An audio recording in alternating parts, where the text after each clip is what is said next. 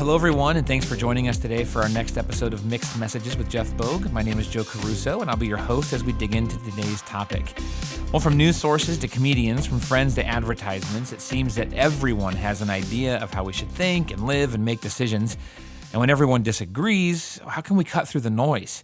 How do we sift through all of the information overload and choose what governs our lives? Well, we've been processing these things, and our leadership is praying for all of us. So we want to offer a resource to navigate some of the day's most pressing topics and questions. Hello, Sunny. Hello, Joe. How are you? I'm doing well. It's been a good day. Awesome. Very, very good. So if you're watching, you realize this isn't Pastor Jeff next to me. If you're listening, that might have surprised you. But today we're going to talk with my friend and colleague, Sunny Gressick. She is a wonderful leader for us here at Grace Church and does lots of great things with a lot of our volunteers and in our community, but also is very passionate and involved and straight up just talking to people about Jesus and the things that he cares about, whether they're people following Jesus and trying to make him make sense or people that don't follow Jesus and trying to make him make sense. So that is one of the reasons I'm very excited to have Sunny here today. So Sunny, as we kind of dive in, what we want to talk about today is basically how do we talk to people? There's, my goodness, at least since the beginning, the inception of this podcast, there have been so many things that continue to polarize people, things that get people kind of on a high horse or want people to kind of sit in a camp and not talk to anybody else in the other camp, write them off, you name it. And then even recently, I mean, everything from what's happened in the Akron community with Jalen Walker and his family to things like the Roe v. Wade decision that happened a couple months ago. Like, there's just all kinds of things that keep spiking and keep spiking people's emotions and keep getting in the way of what could be healthy dialogue. And at the same time, kind of spark healthy dialogue. So I'm just going to ask an open-ended question at first. Like, what are some of the things that run through your mind as you start conversations with people about something of meaning? Yeah, so that's a great question.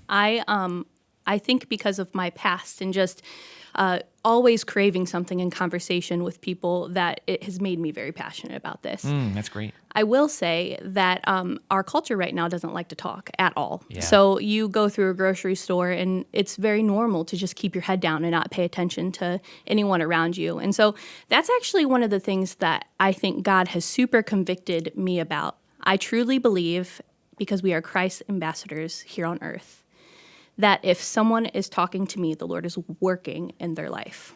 Yeah. So there's a thing called the Bystander Effect. Have you heard of that? I don't know that I have. Okay, so it's really cool. It's this psychological phenomenon. And when you're with a group of strangers, it is way less likely that you will step into a need if you're with them and no one else is saying yes. But if you're like soloed out, then you would step into something and like be okay with tackling that or having a conversation with someone.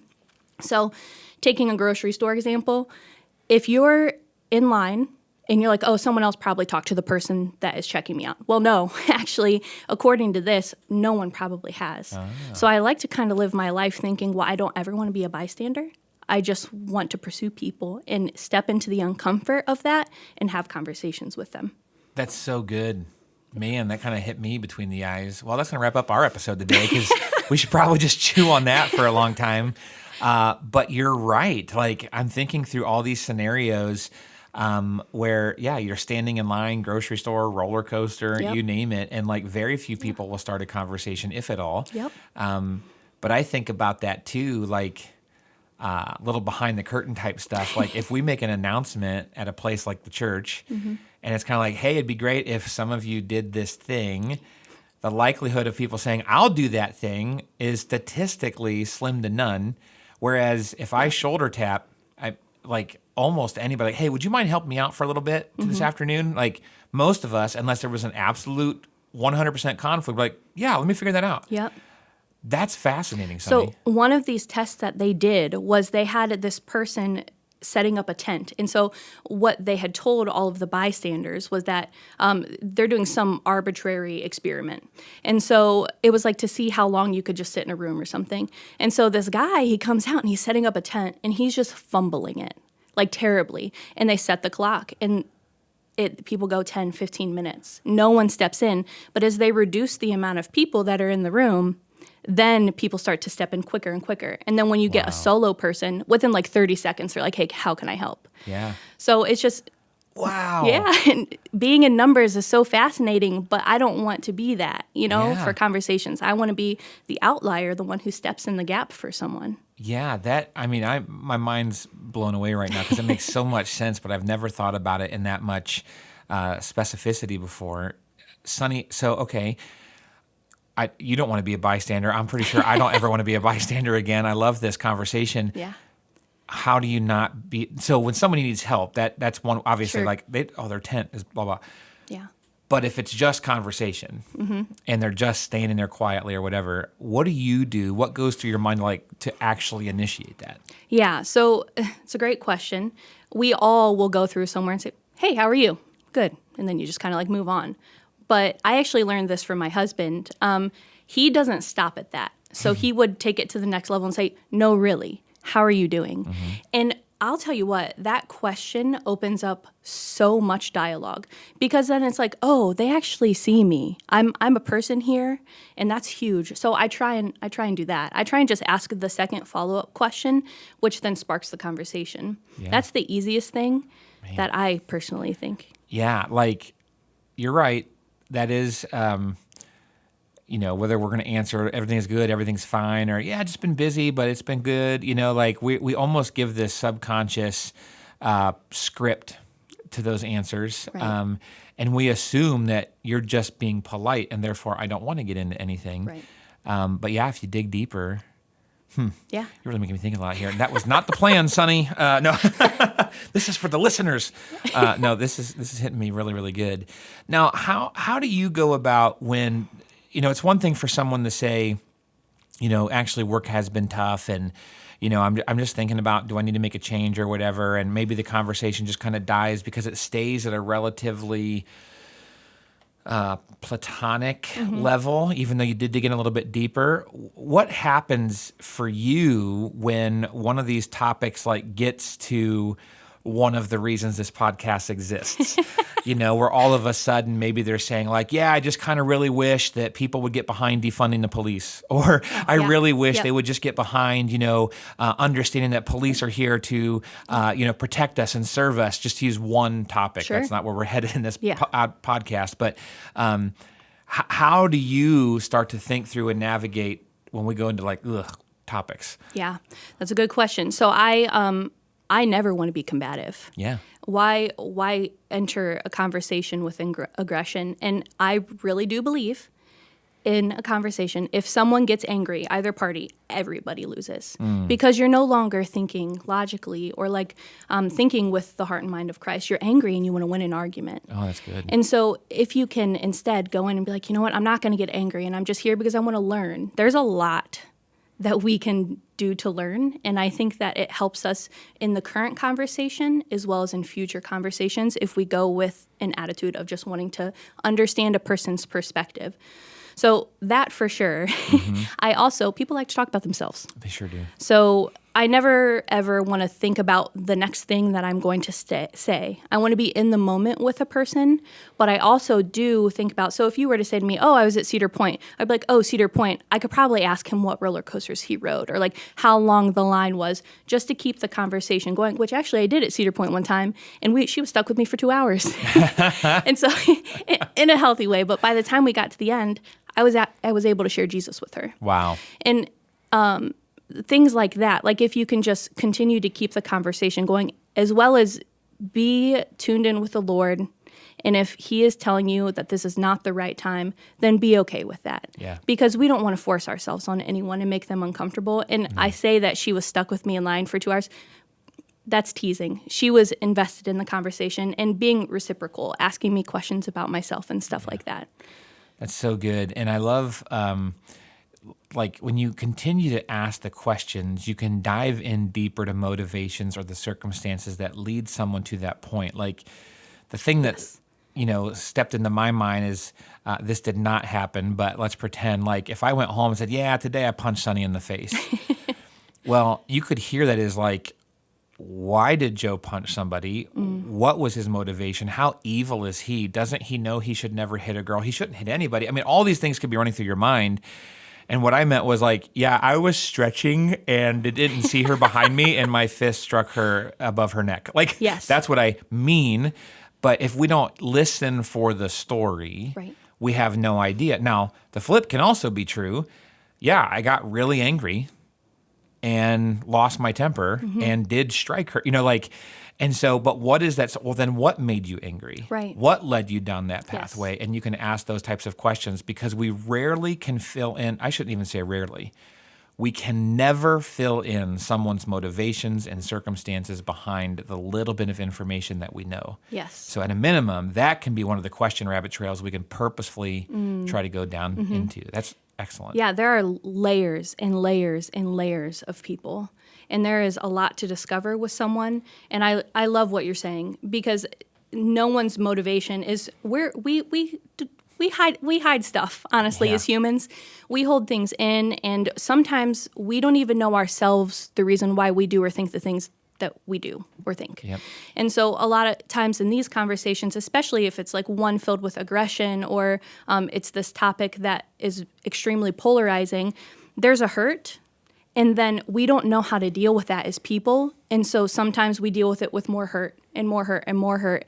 And it continues to polarize us. And so that's why I think it's so important to just like kind of lay that down, go in and honestly pray, like, Lord, please help me through this conversation. Help me be calm. Help me be a good voice for you so that people can hopefully end the conversation closer and more unified than when they began it. Yeah, that's so good.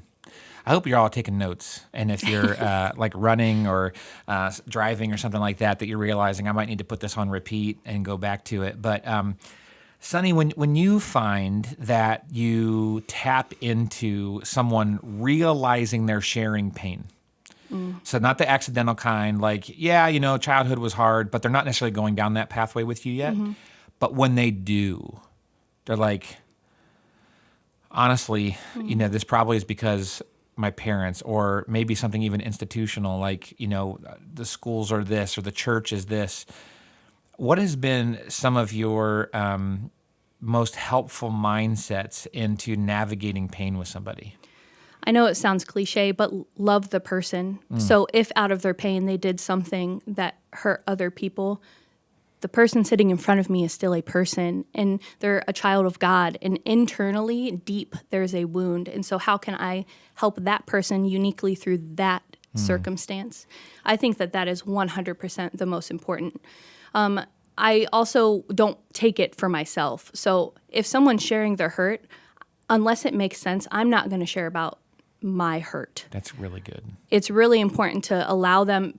In most cases, it's probably the first time someone has come to another person and divulged all of this information. So, give them a safe space to do that and don't make it about you. Yeah, that's so helpful because, like you said earlier, people like to talk about themselves, and that includes us.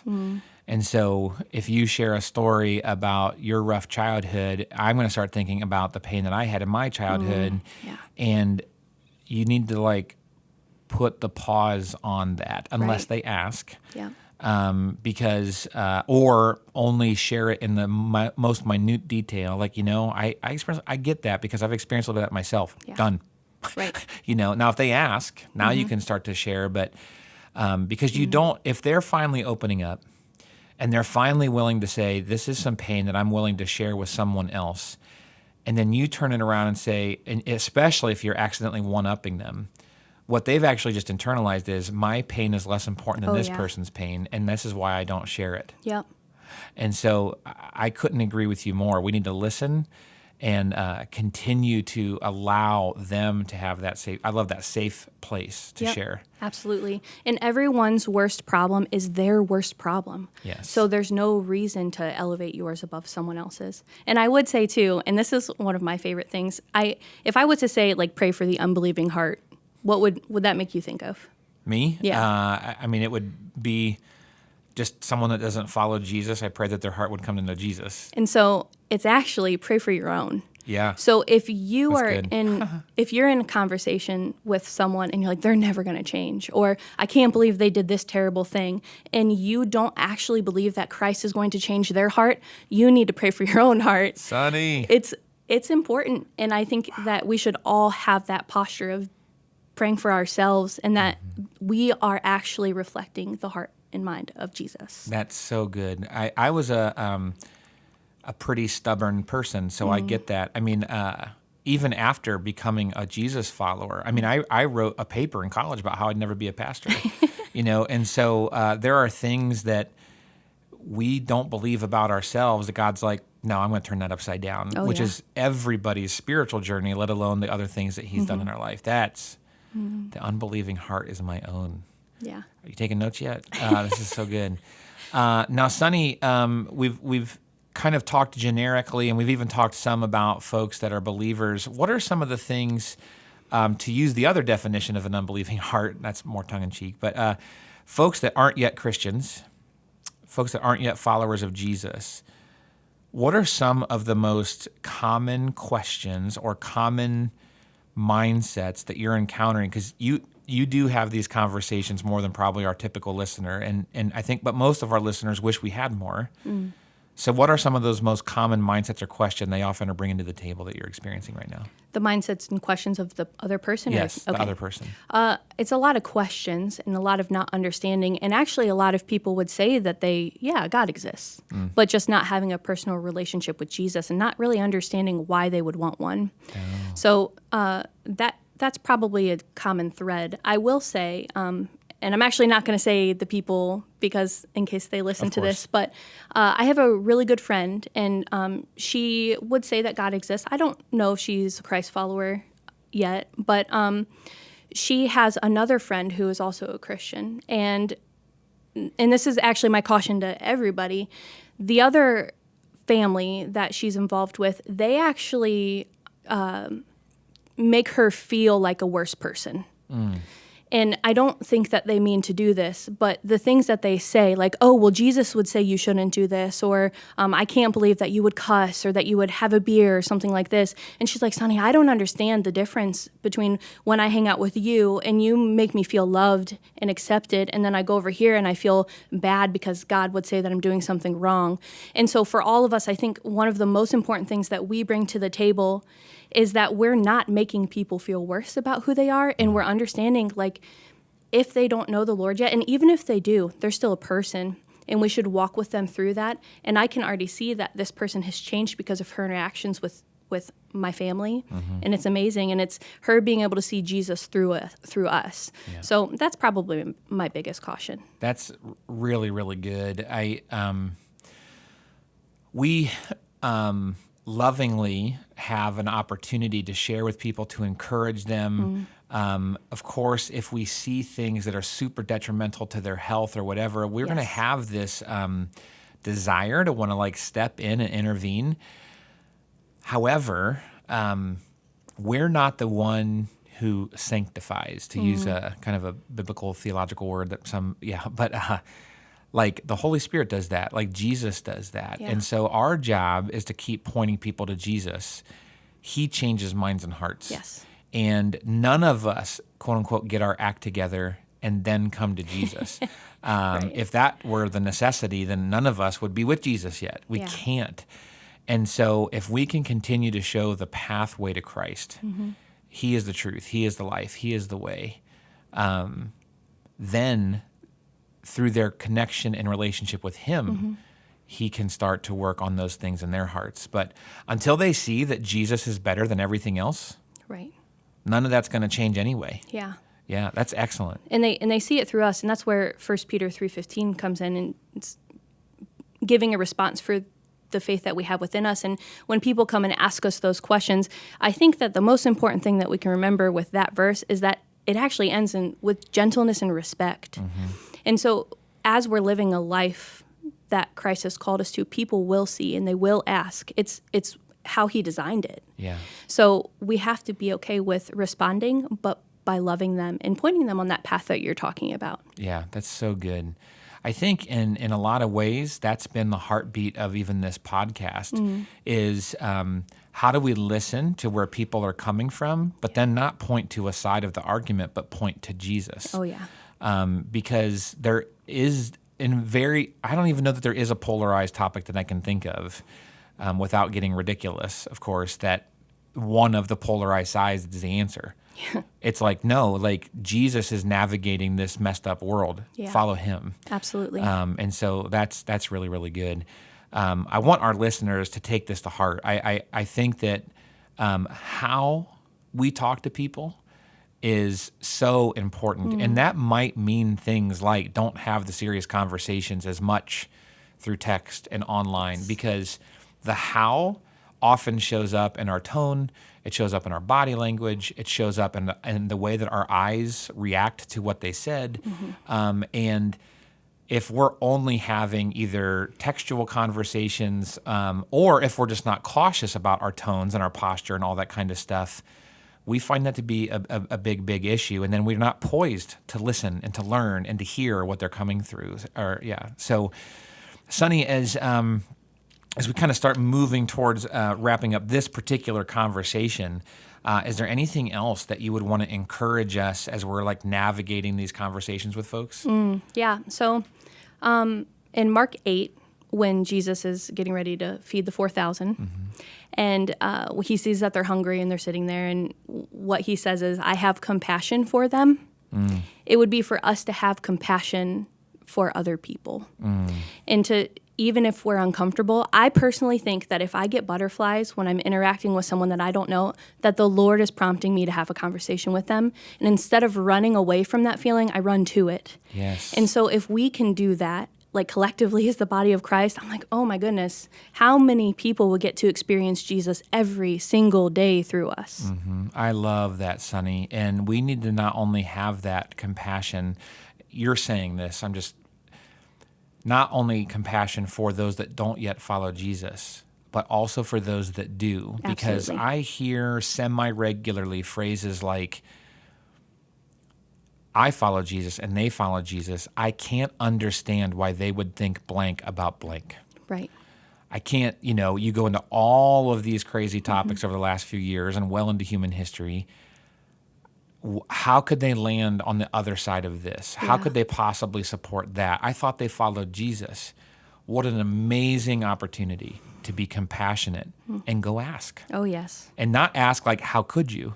But like, man, I've been following Jesus for a while. I think we disagree on something. I would be fascinated to sit down and chat with you about this, because maybe I'm missing something. At a minimum, maybe I'm misunderstanding your story and how Jesus is doing something in you. And maybe there is a full-on disagreement. Yeah. And maybe one of you is right and or wrong, but knowing how someone got to that conclusion is a game changer, and that's what compassion's all about. Absolutely. That's so good. Well, Sonny, thank you for stepping into this seat and having this conversation with us today. Sonny, one of the things that she does here at Grace is, among many other things, is she leads these conversations in environments that right now we just call kind of like salt and light somethings, salt and light gatherings, salt and light workshops, salt and light whatever. And it's because Jesus in Matthew 5 says that you are the salt of the earth, you are the light of the world. You can go be in your identity with Jesus, these incredible light bearers, these incredible flavor bearers as we go out into the world. Sonny's passionate about that. And so especially if you're local here in the Akron area and you see something like that, I want to encourage you to step into those environments to begin to learn and sharpen how we can do this, process that in your own world, but then to be able to be better and better examples of being salt and light in our community. If you have questions for our podcast, you can always submit those at bath.gracechurches.org/mixed messages. And if we can help you take any unique next steps, kind of like jumping into these salt and light environments, we'd love to help you do that. And if you want more and like what you're hearing, make sure you subscribe or follow, rate, and review our podcast. If you're in the area and you're looking for a church home or for more of these resources, you can always join us online or for any of the other resources we offer. And we're just glad that we can help walk this journey with you. Thank you so much for jumping in with us today as we continue to seek God's voice through all the mixed messages around us. See you next time.